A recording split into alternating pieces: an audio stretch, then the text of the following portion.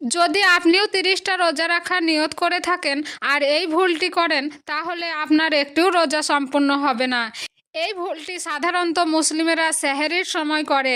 আপনি কখনোই এমন ভুল করবেন না, তাহলে আপনার রোজাও হবে না।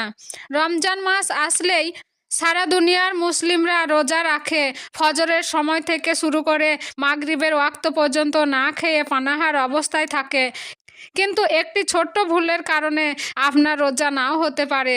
মূলত অনেক লোক এটা বিশ্বাস করে সেহরি খাওয়ার শেষ সময় হলো আজান শেষ হওয়া পর্যন্ত, অর্থাৎ যখন ফজরের আজান হচ্ছে সেই আজান যতক্ষণ না শেষ হচ্ছে ততক্ষণ পর্যন্ত খাওয়া যায়।